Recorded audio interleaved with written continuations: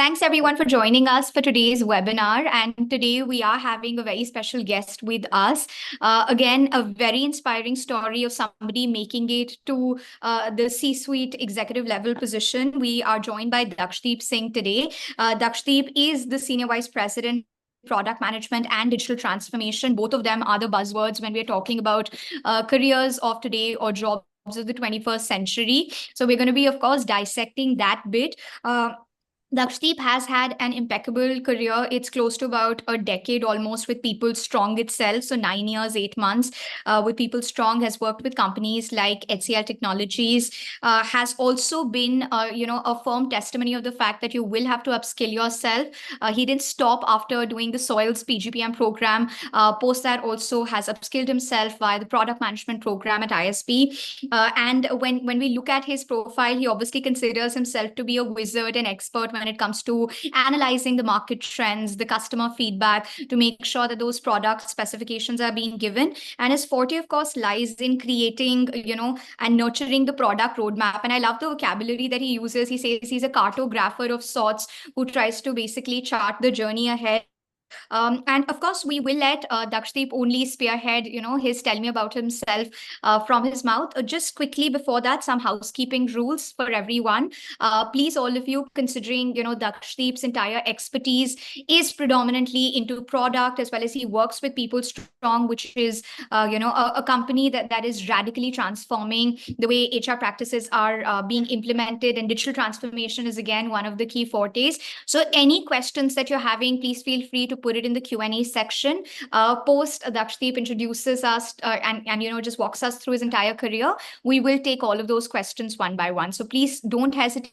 Put your questions, and if in case you want to probably ask him some questions personally as well, you can raise your hands. We will get you to speak also the question and then get the question answered by him. So over to you, Daksheep. Thank you so much for coming, and we'd love to know about your story from yourself. So like we said, we'll let you spearhead the conversation. Over to you. Sure. Thanks a lot, Nirja. And I think a warm welcome to everyone. I know it's a Saturday and you guys have been asked to join a session, so I'll not make it too boring here. I think a quick brief. I've never been one of those people who has been a front bencher or who has always stood first out of the classes all throughout. If I share my marks or the scores that I've been a part of till my post-graduation from SOI, I think I've been a decent performer, somewhere ranging between a 70 to 75%. That's how I've been. I firmly believe that one should ideally experiment in life and take up multiple aspects as and when things come up. Because not always things work out as per plan or as per what you jot down it to be. And you never know what situations bring up to you. So it's always ready to be in open arms and to check out and welcome out changes as and when it comes out. From a career journey, I think I've been an engineer by choice and HR by chance. Never wanted to pick up HR, but again, the situation made me move here. Joined from my engineering campus from JP to HCL as a software engineer. Recession hit just after 1 year. I was at least clear that I have to do my master's, and I was always inclined towards sales or marketing. But then one opportunity, since I was on bench during recession, and this opportunity of being a recruiter came up in HCL. I grabbed that opportunity just to know that let me earn or let me ideally learn something out as a part of my career, so as I can apply that learning when I do my master's. It could be probably that time sales or marketing. Got into recruitment in HCL, did that for I think around 2.5 years or so. And then I got to know about Soil from one of my alumni in JUIT itself. He was a part of the first year.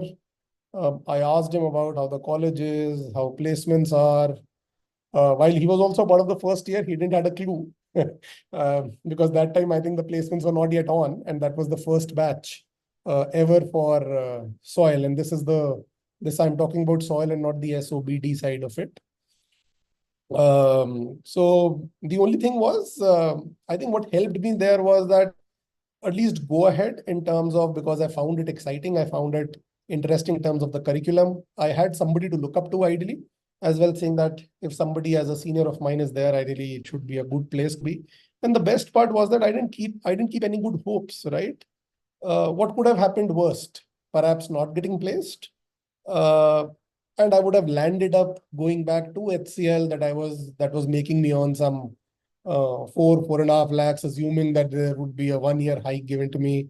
I would have started again my career at 5.5 kind of a thing. But I think the way I've seen it is, I think risk taking is something that one should always pick up, and that has helped me all throughout till date. So that's how it has been. I joined Soil. Perhaps that 1 year was a great happening year. The student councils used to, and it was my roommate only who used to head the student council. I was one of those who used to be punished every time saying you were not there as a part of the morning circle. Uh, because you have this habit at least of getting late and then rushing out. And then those 15 minutes are the crucial ones, right? So if your morning circle starts at 9 and you enter at 9:03, then you know how Anil sir used to scold us and used to see him very like in some different eyes that he is somebody who doesn't come up on the time. But I think that 1 year has been great in terms of fun, in terms of learning. There have been instances wherein I've used to have this professor named Noel. He taught us organization design, and I was caught talking while doing an exam, and my exam was also cancelled. That was one subject that I wasn't graded on. And then I was asked to submit it later on, and it was just a normal chat. We weren't cheating idly. We were just having a casual conversation. Something funny came across, and that's how it happened. But I think that 1 year is something that made me realize a lot of potential in myself in terms of learning, in terms of experimenting with new things, connecting with the larger purpose, understanding what are my strengths, and as well as ideally pushing me out beyond my boundaries to take more and more risks, and to figure out that life is not only about the plans that you do. Things happen out for a purpose, and it's always good if you're just open to receive up anything at your end. I think that was one big thing that helped me across. Uh, Placements at that time, by the time it happened, I think we had a great input coming from a senior batch, saying that, I mean, almost I believe the entire batch was placed. That was the first batch, and that gave us some motivation to say that yes, I think we have taken the right decision that time. Uh, but I think we really missed out on this 2 year concept, because by the time we joined in, it was just 10 days of an overlap with our senior batches. So there was no concept of ragging. It couldn't have happened because you were always in classes. The senior batch was always there in classes. So, and in that one building, people hardly get time, right? If you're there in your schedule, and there was no hostel concept as well. So we didn't go through this kind of a ragging stuff. So that fun aspect was actually missing out.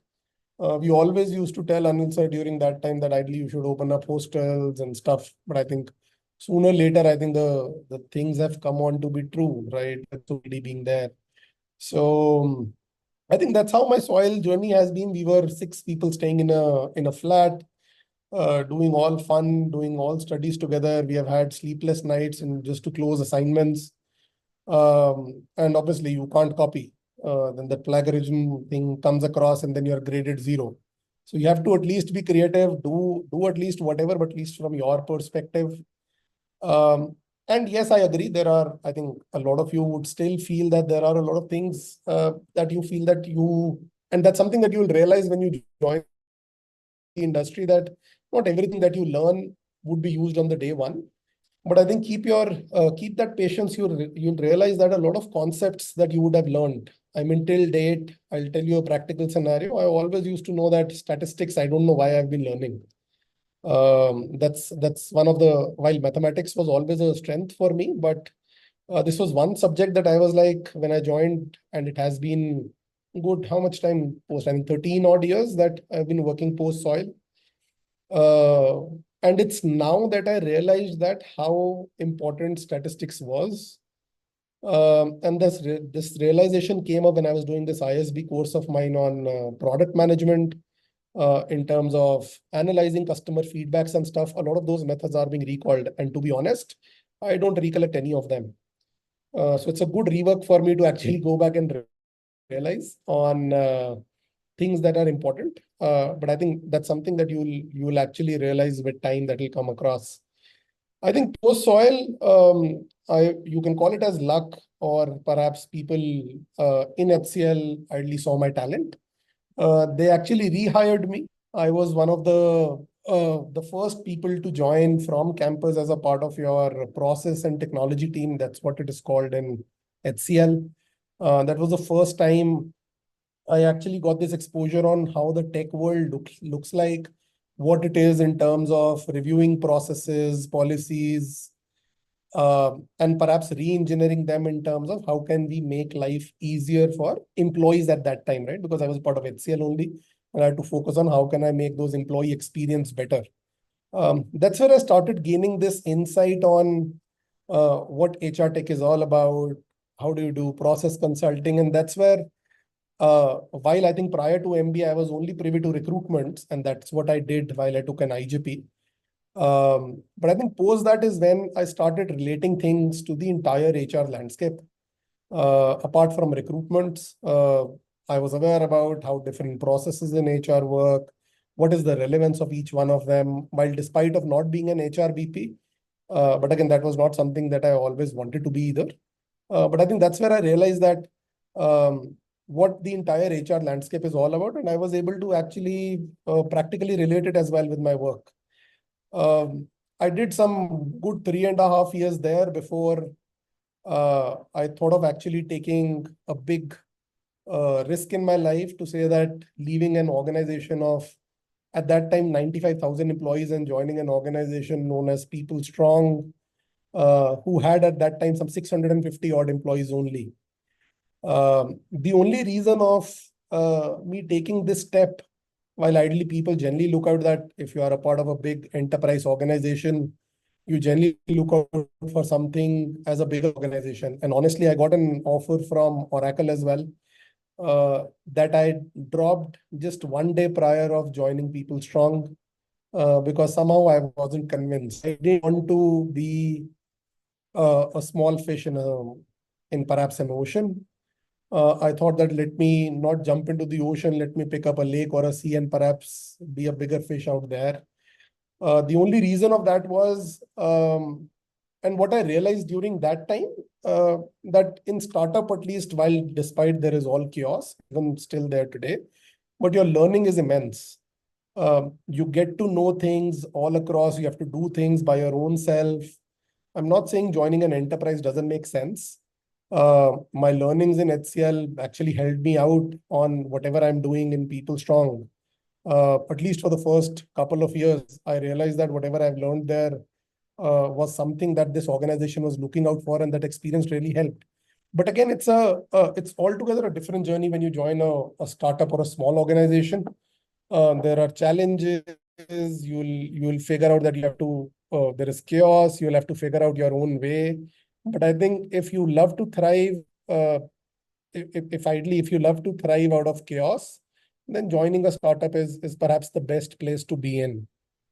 And that's where ideally I started off being somebody as an individual contributor, uh, and doing certain things here and there. But I think, okay, so an interesting thing that came across. So I think while I was doing my second stint with HCL, I got bored with whatever I was doing in process and tech. I thought, I think, let me experiment with my career again. And there was this IJP of moving into typically a kind of a role which demands more of an HR operations, which was performance management office.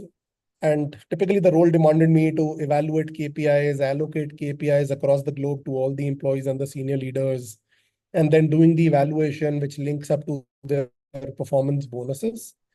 I think that is where I got this realization that being a part of HR ops and perhaps something like an HR BP is not something that I'm really excited about. And that was the change that actually made me look out for opportunities, and that's where Oracle and PeopleStrong came up. So So I think just one thing out here. A lot of times, all of us are into this hope that that whatever we are doing, perhaps we are unable to link it whether that's the right thing to be done or not, or that's something whether it excites you or not. So I think the best way to do it is it's early in your career, be experimental, take risks, try and move into different facets of your domain, pick up more and more opportunities, because only when you will pick up something different, you will be able to realize whether it will work for you or not, because you'll have options, right? Uh, it's like running in a race alone will always make you win, until unless you just have a second player that will make you at least figure out who was the better one, right? So try and experiment that out as a part of your career.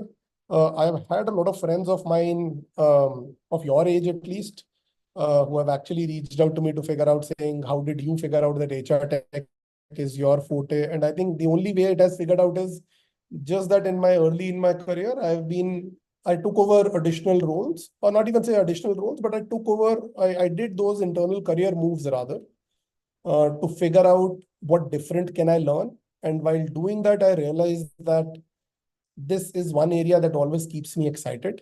And hence, my 10 years in PeopleStrong. And those 10 years I'll complete it in January. The good part is, at least, or perhaps on a lighter note, it comes that at least I'll get my money that is mentioned in the gratuity. Otherwise, people switching out jobs, you generally lose out to that money that comes out in your offer letters. But a good part that's something that comes across. So it's always fun being a part of the same organization. But I think the good thing that has happened with me, as well as what the organization has helped me to do, is pick up alternate career paths, pick up different roles, experiment, learn, excel into those roles.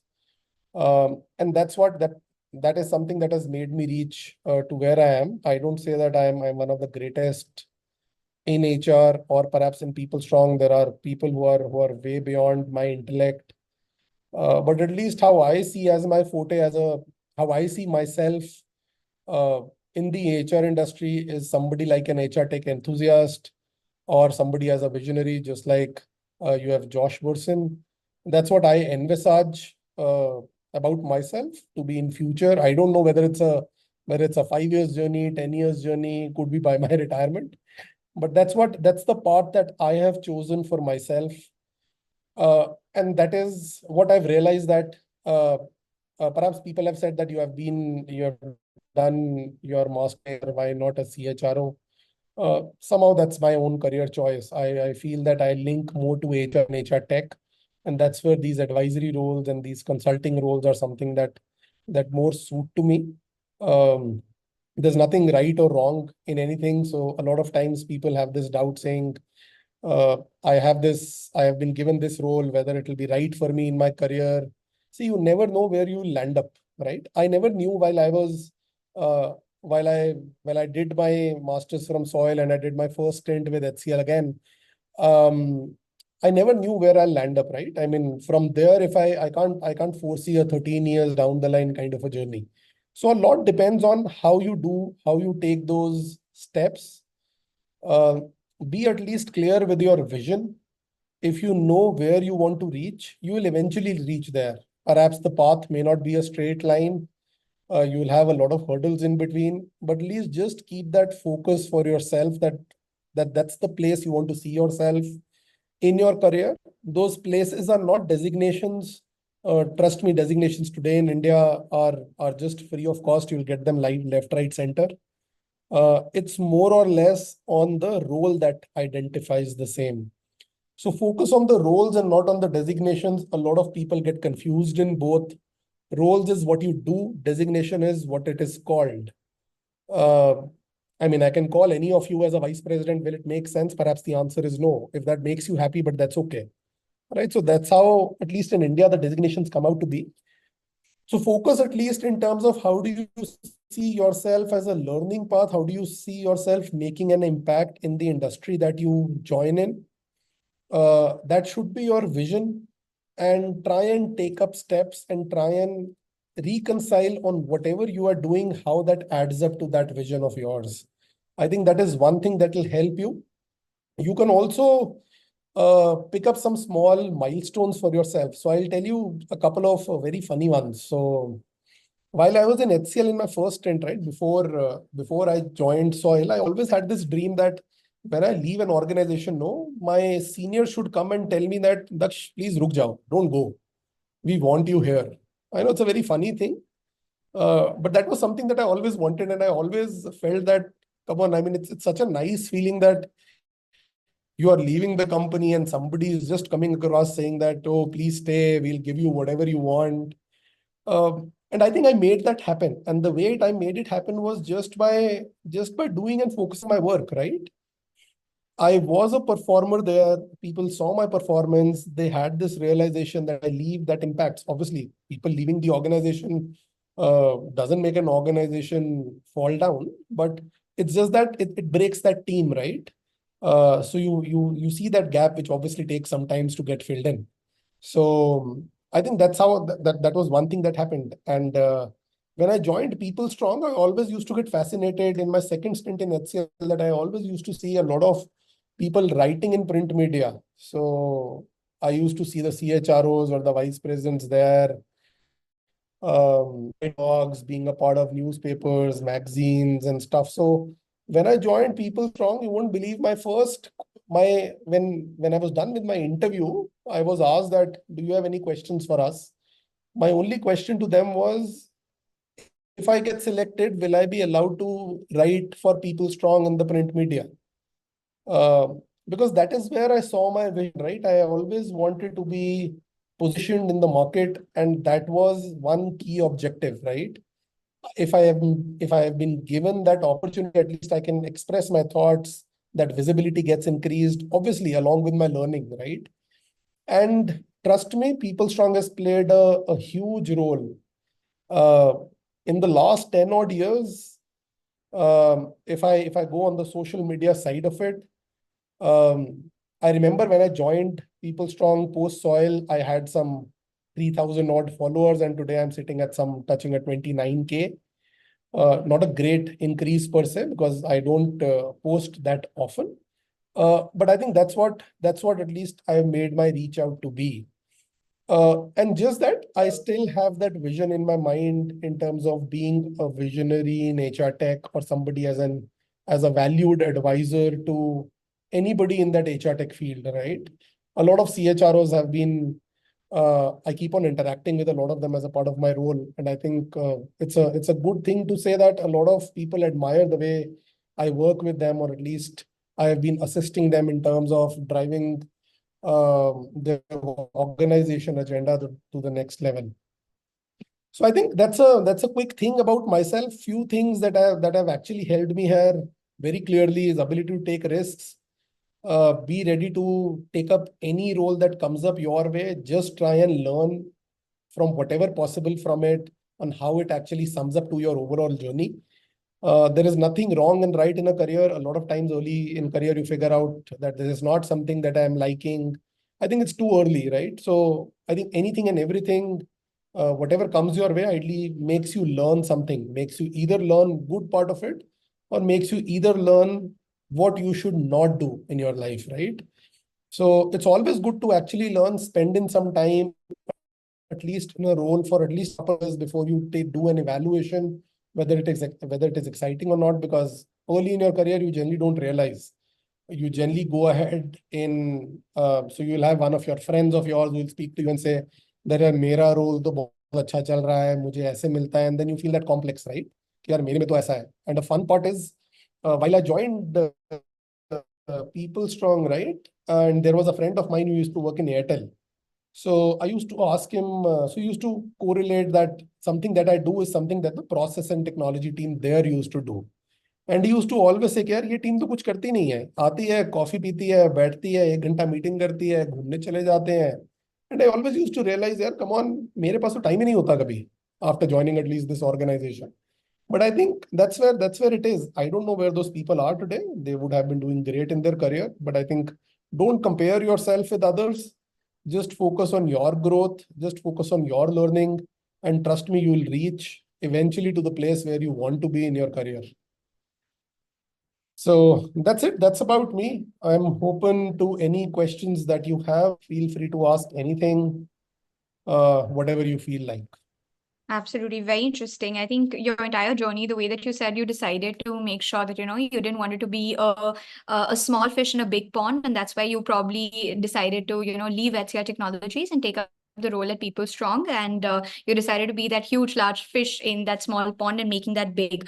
One question that we particularly get, and we've also got it as a direct DM message over here, is that just like you said, that your knowledge about HR consulting was limited to recruitments, and you then probably expanded the horizons by understanding essentially that it's much more than that. There's process technology right now in your current portfolio. Typically, you wouldn't be only called as an HR veteran, but you'd also be associated as a product person, so to say, or somebody leading the digital transformation bit. So could you just help us declutter the gamut of roles which are available, particularly when we look at PeopleStrong, the range of roles that you're offering to your clients in the entire, trying to make sure that the employee life cycle is simplified, from the scalable and agile architecture to the, to the mobile first employee experience, to AI ML led innovations, etc., that you have as offers. So just help us declutter some HR based roles. What kind of approach people can have right now, what kind of approach Gen Z can have right now. Most of them are Gen Z, excluding me, of course. But what kind of approach they can have, when they want to crack these roles? How can they just go about doing that?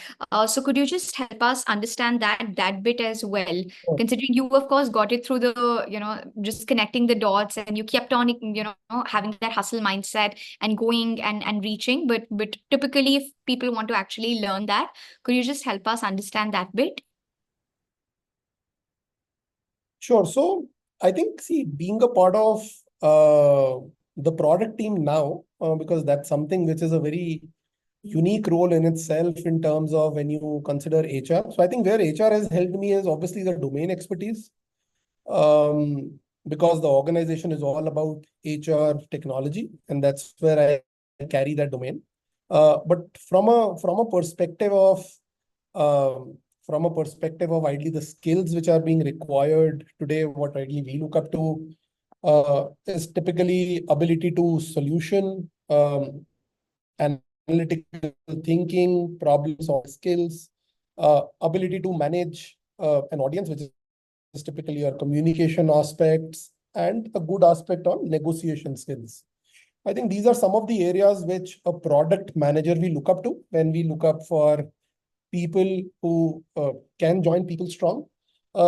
Because see, as a part of product management, a lot of things come across. If you do a Google ideally in general, and that was an eye opener for me as well. Honestly, when I did this course from ISB, that's where I realized that product management is just not about what I used to know. I just do it for like 15% of the things. It's over the last 6 months when I've realized that what I was doing in the last 8 months is ideally a 20% of what a product manager is expected to do. Um, a lot of it comes with respect to researching, connecting with customers, understanding their pain, figuring out marketing trends, positioning your product. So that means you need to be a good salesperson, you need to have your good thoughts. How can you position the product well? You need to know the market, how it is going, what competitors are doing. How can you play a part in terms of your pricing decision? Because you, in the end, own the product, right? While in organizations, obviously, it's the CFO who takes the call that what's the amount to be done. But the product manager actually takes the seat on the table to say that's the value that I drive out of this thing for my customers.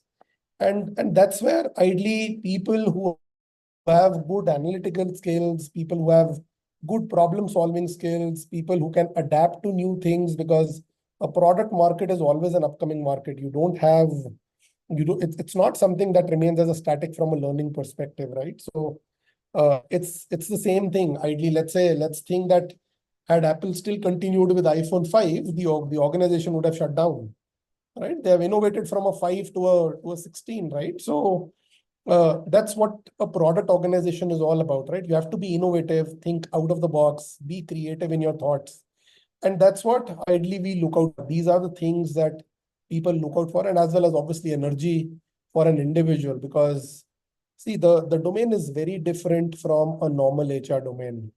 It's not like a recruitment, which is very ops central. It's not like an HR BP, which is partnering with the business. It's very different in terms of, because you still need to relate to a tech, and it doesn't mean that you need to have an engineering as a background. There are fabulous product managers in the industry who haven't been engineers all throughout. But I think it's about the innovation, it's about the creativity, it's about your ability to actually think out of the box that makes you drive ahead.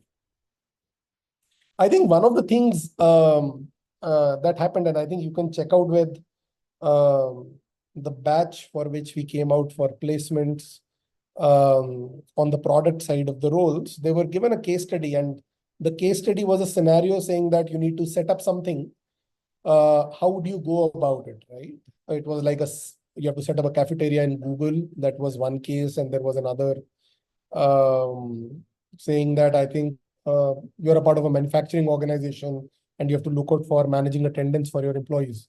I think that if you see those answers, I mean, I was amazed seeing those answers which students, sorry, which students actually gave in terms of thinking dynamic, in terms of how can they solution the problem. So that's the area that a product manager has to focus, right? When you go to a customer, the customer says, this is my problem, right? Now you need to figure out the whys behind the problem so as you are able to give the right solution. So that's the mindset typically that comes across. Obviously, you need to know the HR as a domain, at least being a part of PeopleStrong. But if it's not PeopleStrong, if you're a part of any normal product organizations, a domain generally doesn't make too much of a value add. It's something that can be learned. It's a skill. So HR is something that you can learn with time. But being a product manager, at least those soft skills is something that are highly important for anybody to learn. That's interesting. We also have a direct question from Prateek Ray, and Prateek is asking that considering he's already worked for startups, how can he pivot his career in an established organization? Even though by and large you've actually answered this question, taking the analogy of PeopleStrong, but typically when you're looking at somebody wanting to make their careers in HR or HR BP, what are the skills that would be required? What should be their approach overall? That's the question. It's also there for your reference in the Q&A section. It's Prateek's question that we are referring to right now. That how can he pivot his career and get into an HR BP? Sure, just 1 second. Taking up a job in a startup is fine, but an enterprise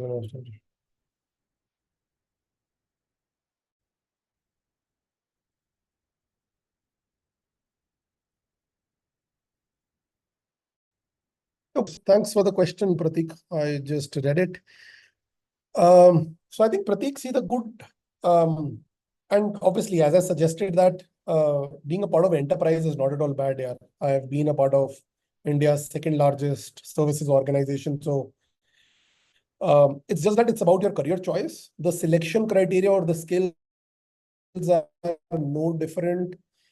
When a recruiter comes to you to hire, they look out for your concepts, they look out for your energy, they look out for how adaptable you are, and they look out for typically the practical understanding of whatever you have learned in the real world scenario.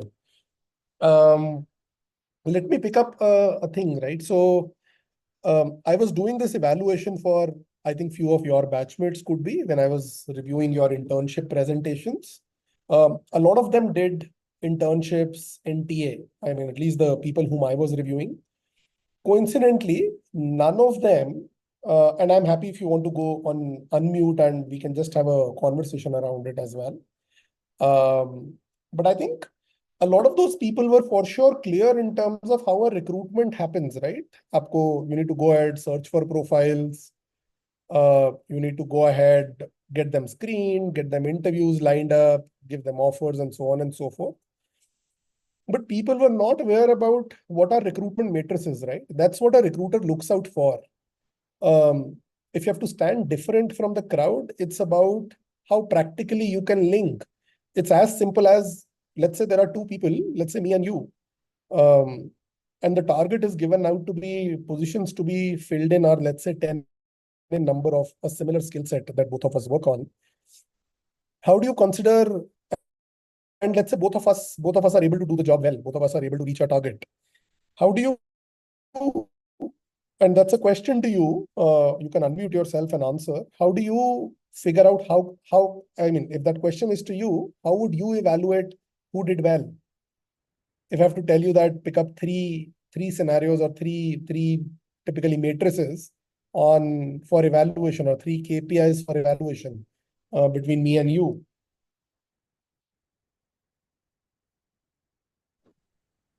Yeah, Go hello, ahead, sir. you can speak, Pratik. Yeah, hi, Pratik.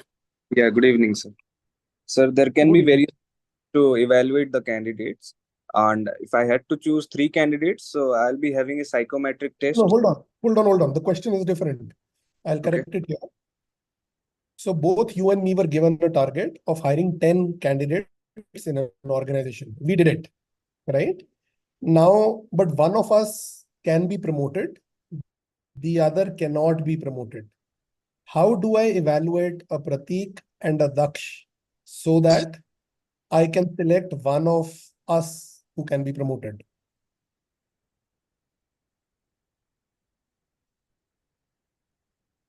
Okay, so I'll simplify the question. What are the key recruitment matrices to be tracked on? So that's a direct question.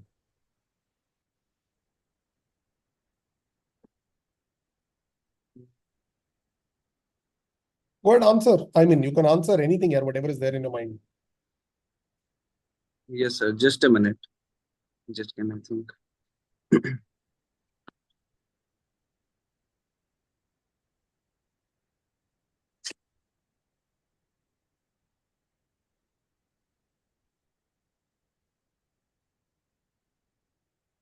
Sir, can we go? I mean, first point will be like negotiation skills. How well I can negotiate the salaries of I mean, the people, the 10 people I have hired, and the cost Okay. per that I have saved for the company. I mean, Right. what, yeah, the cost that I have saved for the company subsequently, and the offer acceptance rate can be also one of the parameters which Per- can. Perfect. So good. At least you're on the right track, right? So this is what a recruiter or somebody who comes to interview looks out for, right? There has to be a difference in a 12th pass candidate whom I can just tell, boss, go to a Naukri portal, go ahead, post a job, you'll get some profiles, do a job of screening, getting it evaluated, and just doing a transactional stuff. The value add that comes out is, as you were rightly saying, is knowing what an effective recruitment is. Let's say I picked up say 20 candidates, out of which 10 got selected. You picked up 12, out of which 10 got selected. Clearly, your vision of shortlisting the candidate is much better, right? Your conversion percentage is much better, right? Your offer drop percentage could be much better because people joined in, right? Another, as you said, that what's your cost per hire? How well you were able to make those people on board within the budget of the organization, right? Yeah. So trust me, for being a part of an HCL or being a part of a PeopleStrong, as a part of an HRBP, you need to be clear on your concepts. Size really doesn't matter in terms of whether you have a prior experience of working in a small organization or a large organizations. People don't do that evaluation. At least the friend circle that I have, who are pretty senior in the organizations, who do these hirings from campuses. Honestly, the name of the company that you have earlier worked on doesn't make any sense. It's only the learnings that you would have done and what you have learned out of it. That's it. But I think Thank. just focus on your concept, just focus on the key concepts and try and relate to those concepts in your real life scenario. That's where you will be able to ideally create an impact in front of an interviewer. Yes, sir. Sure. Thank you. You're Absolutely. welcome. Great. I think you answered that really well. Now, almost we are moving towards the concluding part. Now, considering a lot of them in the next 35 to 40 days, they're going to be sitting for their final placements, day zero, the placement week is going to be starting. So any last piece of advice for all of them, particularly if they're wanting to make their careers in the human resources space, HR tech space, product space, or digital transformation has of course become like, this horizontal that almost everywhere it's going to be applicable. So even though you have interspersed, during your entire conversation, some aspects that need to be taken care, but still just wrapping it up, what are the concluding go-to pointers that everyone should just start, getting their house in order with? So over to you for that last part. I think first is just don't lose on to confidence. See, and that's practical, right? Not just the first organization will select everybody. They'll pick up whomsoever they feel that is the right fit for their organization. So one, don't lose your confidence. Whenever an organization rejects you, perhaps 40% of it, you may put it across to yourself in terms of, let's say you were not skilled enough. But 60% of the time, it's because your skills were not fit to the organization, right? Both the conversations, both the sentences make a lot of difference, right? So be confident on your learning. At least when you stand in front of the mirror, right? You should be confident in your own eyes to say that I know it, right? I can do it. Until unless you yourself are not confident, that's what the interviewer gauges out, and that's something that leads to those so-called rejections. But if you are clear on your concepts, trust me, don't lose hope. Selections are bound to happen. It's just that the organization demands something different. That's ideally the overarching statement. The other thing is, whenever you sit for a job, right, don't just sit for the sake of sitting into it. Evaluate the job description, modulate your answers accordingly, right? Let's say it's an HR tech role that comes out to be. I won't be, and let's say I asked you about your internship experience, and let's say you have done it in TA. I am not interested to understand how you screened your profiles, right? Perhaps will not excite me. I mean, your answer could be whatever obviously you would have done, with all respect to that answer, but I'm not looking out for that, right? So read the job description, figure out what the role demands, tweak your answers while you are answering it to the interviewer in terms of how your work, in terms of your internship, or in terms of whatever previous experiences that you have had, or in terms of your experience on projects in college. How can you relate those experience to the skills or the responsibilities being identified as a part of that job description? That will actually create a major impact into your selection criteria. Everybody knows, right, what you do in internships. Everybody knows that these are some projects and there is a good, decent amount of brief given in your profile, right? People are just interested to know how are you suited into that role, right? And it's that 20 minutes to half an hour time frame that any evaluator has, right, to evaluate any one of you. So in that 30 minutes is about creating that impact. And the way you can do it is answers, obviously speaking the truth and not idly just creating your answers out of the blue, but by tweaking your answers in terms of your learnings with respect to what the job asks for. And people, trust me, a lot of people just falter out there. People just go ahead just for the sake of saying that there is a company who has come in for placement. I need to go and sit. If you think the role doesn't demand you to sit, if it doesn't feel you exciting, please opt out. Right? Please opt out until unless it's a scenario that you are just looking out for any kind of a role. Feel free to opt out. There's nothing wrong opting out. Obviously, there's a pressure of getting placed, but trust me, it's about taking the right decision and you have to do it.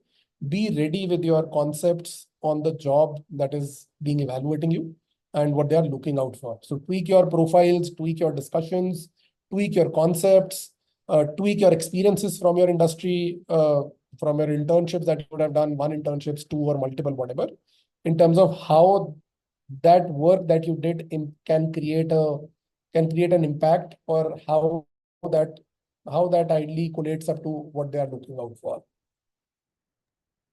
Totally well said. I think absolutely right. You're not rejected, but you're Yep. just not probably culturally suitable for that particular role. So you don't have to take Yes. it. And just customize everything that you're doing and just show the love for the company that you have and for the role that you're having. And that's going to be making a lot of difference. I think it was impeccable hosting you. Of course, we wish that, this could have been done physically, and we hope to, make sure that we are hosting you very, very soon physically in both the campuses. Thank you so much for your time today. And all of you can please feel free to reach out to Daksheep via LinkedIn. I hope that that helps. I hope they can do that, right? Yeah, most welcome. Okay, great. Perfect. So on that note, we will wrap it over here. Thanks so much, Arvind, for helping us put this conversation together today. Thank you so much once again, everyone, for joining. And big, big thanks to you, Daksheep, for spending some time and sharing that rather inspiring and impeccable story of yours. Thank you so much. Thank you. Most welcome. Thanks a lot, everyone. Thank you.